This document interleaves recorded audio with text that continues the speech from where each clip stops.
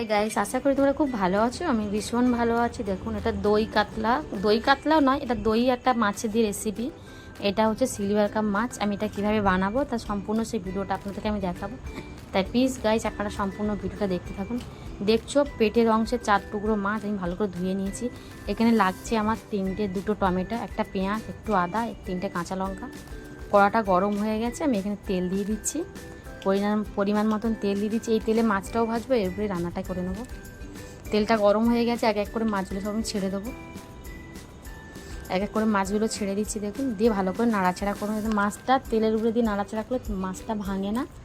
আপনারা এইভাবেই সব করে নেবেন বাড়িতে, আর অবশ্যই একবার ট্রাই করে দেখবেন। আর আমি নতুন ভয়েস দিচ্ছি, যদি কোনো ভুল হয়ে থাকে তাহলে অবশ্যই আপনারা ক্ষমা করবেন। আমার ভিডিওটাকে ভালো করে দেখবেন, ঠিক আছে? কী ভুল হচ্ছে আমাকে কমেন্ট বক্সে অবশ্যই জানাবেন। মাছটা ভাজা হয়ে গেছে, এক প্লেট আমি উল্টে দিলাম। মাছটা আমি খেয়াল রাখবো, মাছটা যাতে খেয়াল রাখবেন ডবল মানে ভাজাটা বেশি না হয়। তা আমার একটু ভাজাটা কড়া হয়ে গেছে, কিছুতেই ছাড়ছিল না। আমি ভালো করে ছাড়িয়ে নিলাম, এক এক করে মাছগুলো আমি তুলে নিচ্ছি। তেলটা অনেকটাই রয়ে গেছে, আমি তেলটা কিছুটা কমিয়ে দেবো। এতটা তেলে আমি করবো না, কারণ এখন গরমের সময় তো বেশি তেলে রান্না পেটের পক্ষে ভালো না। এখানে আমি মেথি আর কালো জিরে ফোড়ন দিয়ে দিলাম। তারপরে দিলাম আমি আদা ঘষাটা দিয়ে দিলাম। দিয়ে আদা ঘষাটা দিয়ে খানিকটা নাড়াচাড়া করবো যাতে গন্ধটা বেরিয়ে যায়। তারপর আমি 3টে কাঁচা লঙ্কা আর পেঁয়াজ কুচিটা দিয়ে দিলাম। পেঁয়াজ কুচিটা দিয়েও আমি খানিকক্ষণ নাড়াচাড়া করবো যাতে পেঁয়াজটা একটু হালকা করে ভাজা ভাজা হয়ে যায়।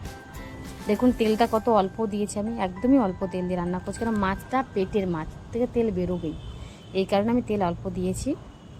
আপনারা চাইলেন বেশি তেল দিতে পারবেন, ঠিক আছে? এটা ভাজা ভাজা হয়ে গেছে, আমি এখানে টমেটোটা দিয়ে দিচ্ছি। টমেটো দেওয়ার পরে আমি 1 চামচ লবণ দেবো, মানে স্বাদ মতন যতটুকু আমার লবণ লাগবে আমি এর দিয়ে দিচ্ছি, কারণ লবণ দিলে টমেটোটা গলে যায়, তার জন্য আমি দিচ্ছি। এখানে হলুদ দিলাম, গোটা কালো ধনে গুঁড়ো, জিরে গুঁড়ো দিয়ে নাড়াচাড়া করবো। খানিকটা নাড়াচাড়া করে সামান্য একটু জল দেবো যাতে মশলাটা মানে পেঁয়াজ টমেটোটা ভালো হয়ে যায়। দেখুন ভালো মাখা মাখা হয়ে গেছে। আমি এখানে হালকা অল্প করে একটু ঝালের গুঁড়ো আর আমি রুই মাছের যে মশলাটা হয় ওই খানিকটা একটু সামান্য একটু দিলাম স্বাদ হওয়ার জন্য। এটাকে ভালো করে কষে নিচ্ছি। দেখুন কত সুন্দর তেল ছেড়ে গেছে। এবার আমি এক এক করে মাছের টুকরোগুলো দিয়ে দিলাম। দিয়ে একটু ভালো করে উল্টে পাল্টে নাড়াচাড়া করে নেবো যাতে মাছের গায়ে এই মাখাটা লাগে। এখানে আমি ঠিক 1 বাটি মতন জল ইউজ করব, বেশি জল দেবো না, কেন আমি বারবার বলছি এটা তো সিলভার কাপ মাছ, বেশি মানে ভ্যাদে ভ্যাদে মাছ, বেশিক্ষণ ফোটালে মানে ছেড়ে যাবে। দেখুন জলটা আমি একদমই অল্প দিয়েছি। জলটা দেওয়ার পর কিছুক্ষণ ফোটানোর পরে আমি দই দিয়ে দিলাম।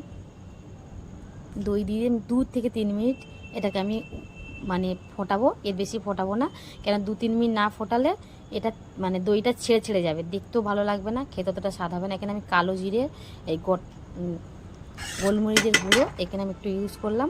তা আমার এই রেসিপিটা যদি আপনাদের ভালো লেগে থাকে লাইক কমেন্ট শেয়ার করবেন। এখনকার মতন টাটা, আপনারা সুস্থ থাকবেন, ভালো থাকবেন, বাই। নেক্সট ভিডিও নিয়ে আবার আসবো।